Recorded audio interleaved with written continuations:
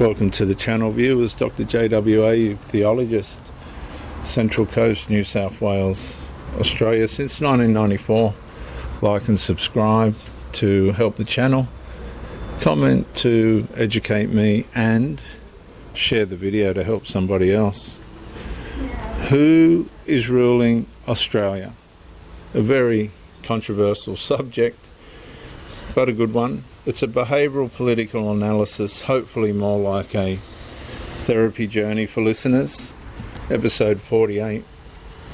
When Australians started realising moral formation was becoming a form of resistance. In the last episode, I examined why morally grounded citizens become more difficult for expanding establishments to psychologically absorb.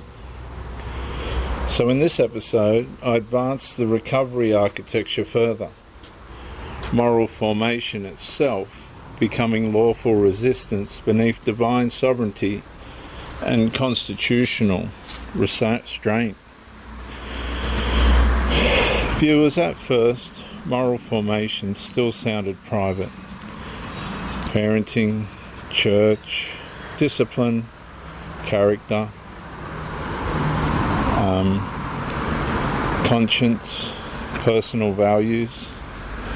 Australians were trained to treat these matters as secondary to policy, economy, law, media, and institutional interpretation. Then slowly another recognition began surfacing beneath the constitutional fatigue. Private formation produces public resistance.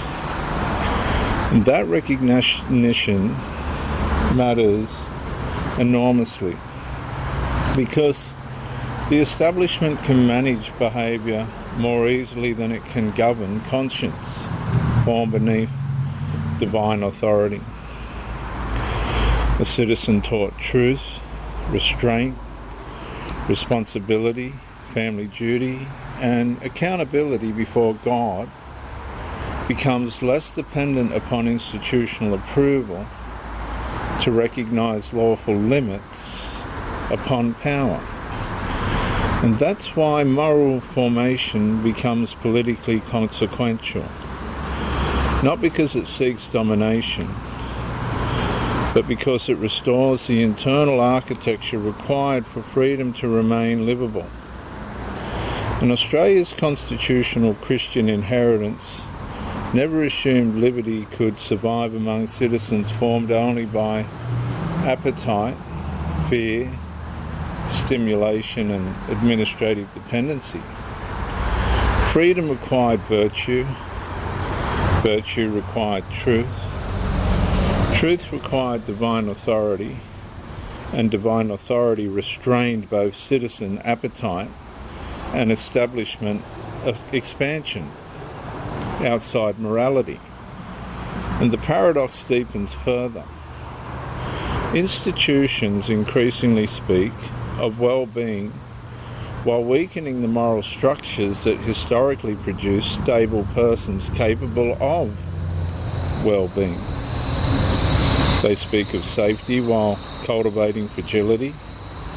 They speak of empowerment while encouraging dependency. They speak of rights while serving rights from responsibility. They speak inclusion while dissolving shared moral continuity. And beneath that inversion, families, churches, and conscious-bearing citizens begin recognising that formation is no longer merely personal development. It is constitutional preservation. A society cannot remain free if its people are no longer formed to bear freedom. And that's why the lawful citizen defence does not begin only in courts, elections, protests, or public debates. It begins in the formation of persons who can stand under pressure without surrendering truth to convenience, fear, social permission, or administrative intimidation. And that formation must remain disciplined, not arrogant, not hateful, not lawless, not self-enthroned.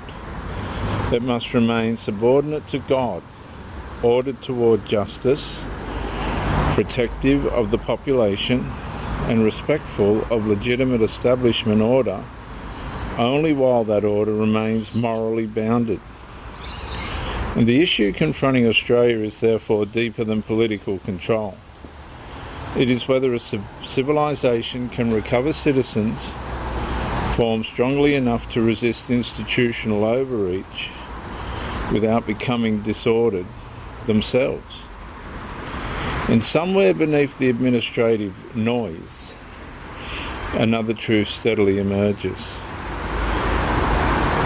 A nation begins recovering when moral formation produces citizens whose conscience, courage, and responsibility and restraint stand beneath the Christian God before they stand before the establishment.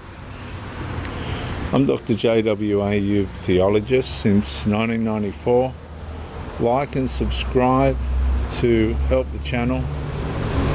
Comment to educate me, and share the video to help somebody else.